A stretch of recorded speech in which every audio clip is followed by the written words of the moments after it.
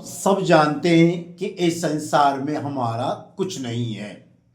ईश्वर ने हमें इस धरती पर भेजा है जिससे कि संसार की जो सुंदरता है, सृष्टि की सुंदरता है, हम उसको निहार सकें और ईश्वर को महिमा दे सकते हैं।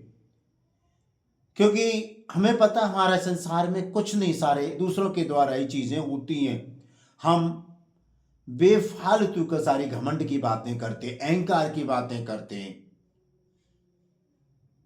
यदि मैं आगे बोलूं तो जब हमारा जन्म होता है तो हमारी माँ के द्वारा होता है, हम इस संसार में स्वयं नहीं आते, यानी बर्थ गिवन बाय अदर्स।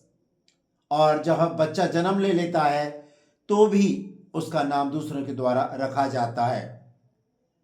जब बच्चा बड़ा हो जाता, पढ़ लिख जाता है, नौकरी करता है, उसके बदले उसको मेहनताना मिलता है, यानी इनकम आती है, वो भी दूसरों के द्वारा दी जाती है। और सम्मान भी आदमी खुद नहीं पाता, दूसरों के द्वारा ही दिया जाता है। जब बच्चा जन्म लेता है तो दूसरे ही उसको नहलाते हैं, और जब आदमी संसार छोड़ के चला जाता है, उसका देह का अंत हो जाता है, तो दूसरे उसको स्नान कराते हैं। तो प्रिय दोस्तों, मेरा कहने का मतलब यह है कि इस संसार में सच में अपना कुछ नहीं है।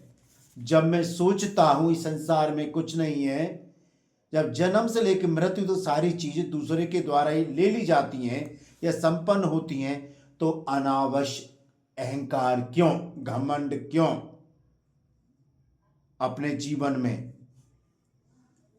तो आइए हम सभी लोग शांति के साथ, प्रेम के साथ, आनंद के साथ इस संसार में जब तक ईश्वर रखता रहे, काहे को अननेसेसरी घमंड पालना है।